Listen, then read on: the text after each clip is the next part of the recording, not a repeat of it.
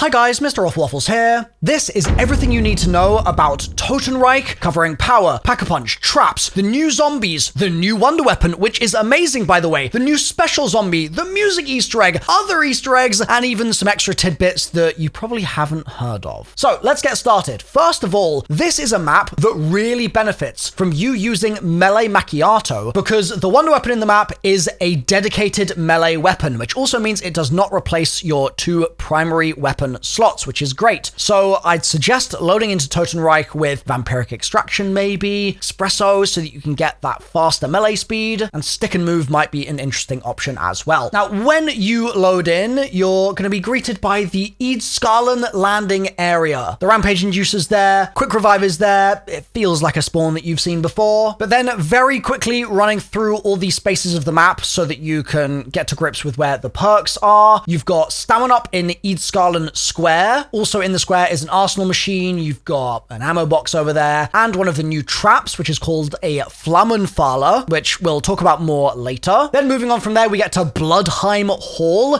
That's where you'll find Vulture Aid, and there are some Easter egg steps in here as well if you do choose to do the main quest. Then outside, you've got Scarlen Market. Kind of reminds me a little bit of the Shadows of Evil spawn area with the fruit stands just a little here, but for the time being, its only purpose is to give us Mule Kick. So that's what's in the market. Moving on to the church, you can find a little crafting bench in there, and there is a Flammenfaller trap just outside, as well as yet another graveyard. We've seen many of those in zombies at this point. Then you've got the Tears shoulder entrance. That's going to take you inside the giant robot, and there's actually also another entrance to Tears head in the top left-hand side of the map, and that's Tears foot. Those two areas are connected by the Storm Bridge. That's where you can find Deadshot, and there's another armor wall by there. And then moving down the left side of the map, we've got the Core Foundry. That's where Double Tap's at. We've got the War Factory. You can find an arsenal machine there. There's the Dry Dock with Speed and PhD. And I think Melee Macchiato is also there. And then there's another Flammenfaller trap in the Fjord Road area. And the Pack-a-Punch can be found in the Fishery Island in the middle. And that's also where you'll find Jug. Now, the only remaining area that we've not talked about is the Lighthouse. That's Beacon Island. And that's got actually another Flammenfaller, now I think about it, as well as an arsenal machine, a crafting bench, an armor wall bite, like a ton of stuff there, and the Wonder Fizz will spawn there after round 25, or if you buy 4 perks in your game. So I mentioned Pack-a-Punch a moment ago. It's going to be important to explain how you get that unlocked, because it's a slightly more drawn out process in this map than it is in maps that you'll have played in the past, or at least in Modern Zombies. So let's talk through the power and Pack-a-Punch process quickly now. The first thing you're going to need to do is follow the instructions to unlock Pack-a-Punch. Now, if you're in cursed mode, it's not going to give you those instructions, so I'm going to very quickly run through them now for you. You'll initially need to activate the broken power lines, and these are on both sides of the map, so you can open up through the doors and get those done. Then, once both of those are repaired, you can go into the robot's head, and you can do this via either the top left or the top right side of the map. You're looking for a big yellow circle. That will suck you inside the head, and then when you're in there, hold square on the center console. That's going to activate the computer, and then you're going to leave the head, and you'll fly out of it, landing on the ground, and there'll be a zombie that will get sucked out there as well. And when that zombie hits the ground, it will turn into ketchup on the floor, and it will also drop an admin keycard for you. So grab that keycard and then head to the War Factory area. That's on the left-hand side of the map, or the western side, if you will, and open up this admin door using the keycard you just grabbed. Inside there, you'll see a Glock Drop controller, which is a score streak item. You are going to grab that and then head to the Fishery Island via the zip lines, and you can sink the Glock Drop. And this basically is a process where you just wait around for a little bit, and once it's done, the Pack-a-Punch will spawn in place. So next, let's talk about the traps in the map. The Flammenfaller is new, and it's really unique. There's actually never been a trap that's worked this way in zombies before. So there's 2 versions of the trap. You can either directly interact with the center of the trap, and that is going to create a little area of effect, which is going to charge up your wonder weapon if you've got the wonder weapon, which we'll talk about later. And it's also going to mean that when you shoot zombies from inside that AoE, you have napalm burst applied, and so you set zombies on fire, which is pretty awesome. Or you've got the alternative version of the trap, which is activated via the trap switch, and that works like a regular trap, where the trap starts breathing fire, and the fire kills zombies that run through it. And this is a perfect segue, actually, to talk about the special rounds in this map, because the special rounds get really cold. It's not quite as bad as playing Jingle Hells, if you've ever played that LTM in zombies. Like, you're not going to completely freeze over if you stay outside, but it is going to kind of chip away at you. You're going to be slowed down. It's going to be a bit awkward. And there are also frost zombies running at you the entire time, so you do need to be wary. The way you can avoid the frost getting to you is just by staying indoors, or, and this is why it was a nice little segue, we can use the Flammenfaller trap, and that will warm us up and let you avoid the cold even if you are in outdoor areas. Now, to take the frost zombies down, you can use your regular weapons, that's fine, but they are also super weak to napalm burst, so if you've got that on your weapon or you're standing in one of those trap areas of effect, then they will be very quick to melt under your beam of bullets. Or alternatively, they'll be weak to your melee weapon if you've built the wonder weapon. So let's quickly talk through the process now of building that, because that weapon absolutely crushes and it's so useful for its various interactions in the map. So yeah, important that we talk through that process. So starting with wonder weapon, you're going to want to head to the dry docks area. That's again on the west side, that left side of the map, and press this button here, and that will lower a wall that you can run and jump on. And you need to jump off it so that you can grab some chains from the very tip of the ship. And that's going to be a chain link quest item when you grab it.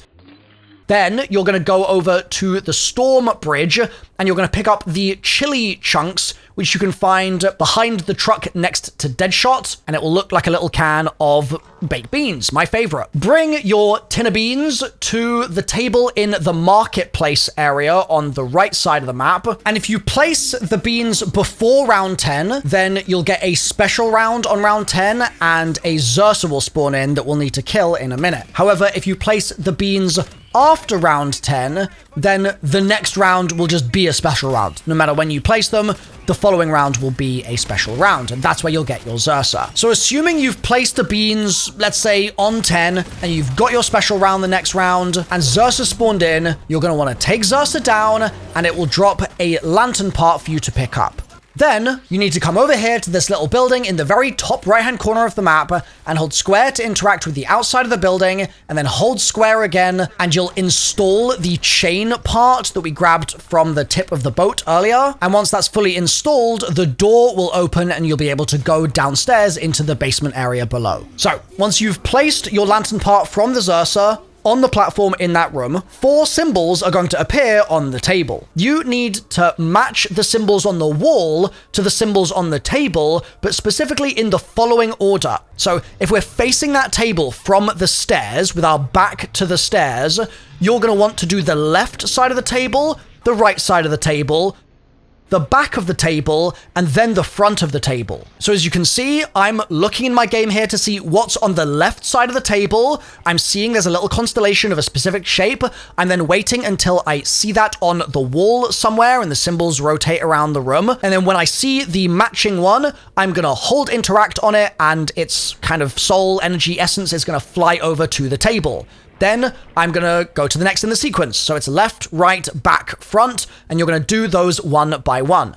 Now, if you do it in the wrong order, you'll have no symbols on the walls anymore, and that just means that you need to go back to the table, interact with the symbol on top of the table now, and it will return all of the table symbols back to the walls, and you can start the process again. But assuming you've done it correctly, you've matched the left symbol, right symbol, back symbol, and then front symbol, Astrid will appear, and she'll talk to you a little bit, and then she'll start moving around the map. And Astrid basically needs to suck loads of zombies in various locations, and you need to follow her to the points where she needs to do that, and then feed those zombies' souls to her. So you'll follow her, she'll find a little hiding spot, You'll then kill loads of zombies. That will fill her up with souls, and then she'll move, and you'll do that several times. This will then end up unlocking a kind of jumping puzzle for you, which leads to the lighthouse. Now, you need to not use the zipline over to the lighthouse for this, but you actually start it on the non-lighthouse side.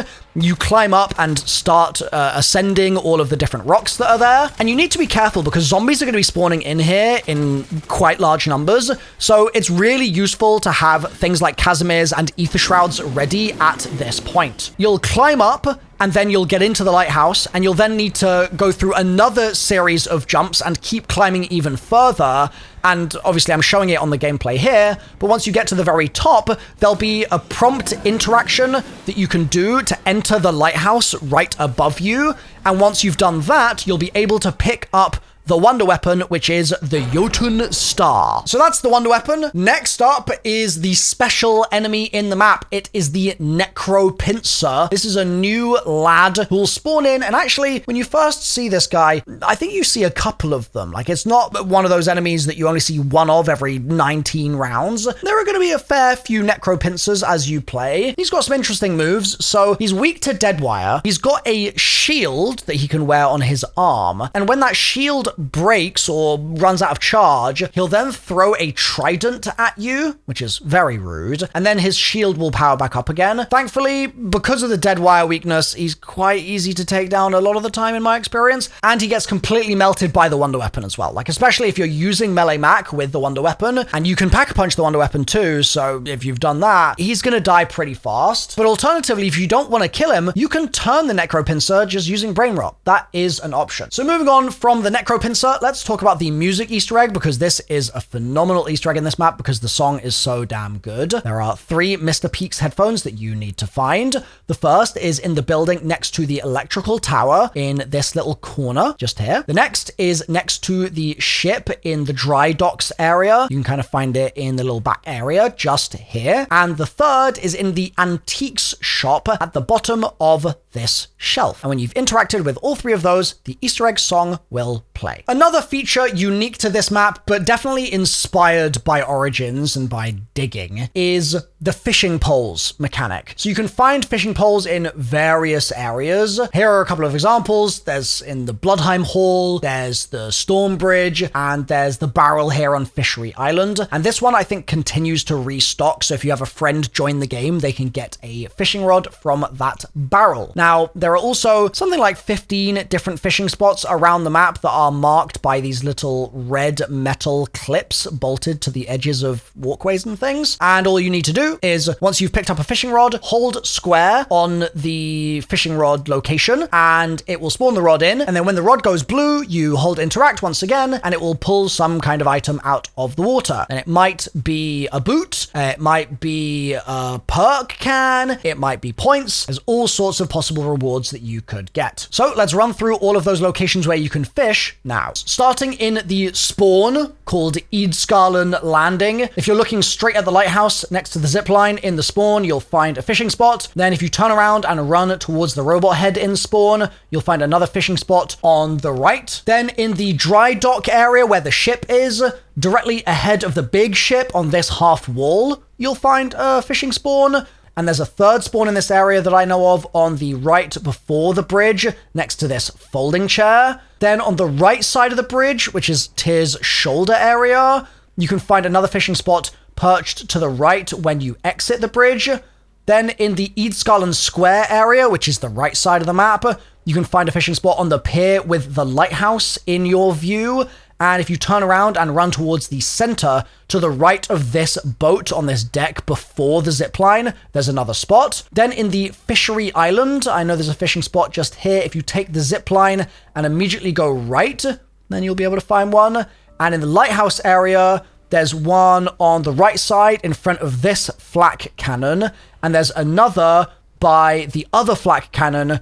Next, let's talk about free power-ups. Just a couple of these, don't want to bore you, but if you want some free points, then if you go to the Beacon Island area, that's the lighthouse, and you look behind this fence, you can get some free points. Insta-kill can be found on top of the tombstone outside of the map in the burial grounds area.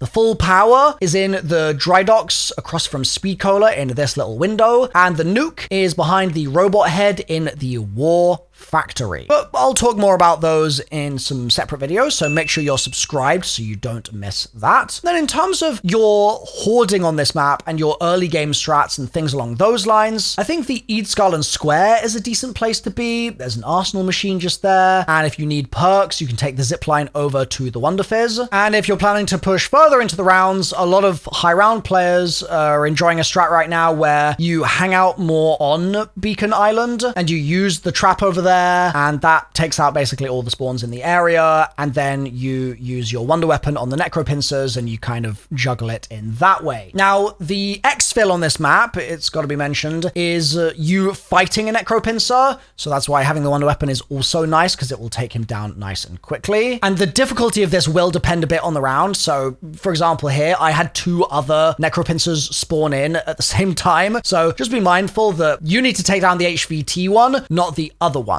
Now, I don't want to give the wrong impression and think the exfilling is the end of the video here, because there are some really interesting side quests on this map as well, and one of them that I just need to glaze real quick is the Richtofen Easter Egg. But before we get to that, I also want to say the boss fight on this map is phenomenal. I think that it's got so much character to it. I don't really want to spoil it too much because I'll save that for my main quest Easter egg guide. It's linked on my channel, obviously, but it's got a very cool boss. Anyway, Richtofen side Easter egg. This thing is nuts. It's maybe the most story impactful side Easter egg there's ever been in Zombies history. Like, this thing is a big deal. So you essentially end up in this very weird hallway and you learn a lot about Richtofen's true character, including the literal millions of people that he is responsible for the deaths of. And it's just, it gets darker and darker and darker. So much so that I've made a dedicated video just talking about that alone. It's linked on the screen right now. In that video, I'll also explain how the Easter egg works and stuff like that, because there's some specifics that you need to do as prerequisites to make it work consistently every game. But yeah, this thing is a phenomenal Easter egg. Highly recommend you check it out, and it's linked on screen if you want to dig into the story implications. Thanks for watching. Hope you've enjoyed this. Bye for now, folks.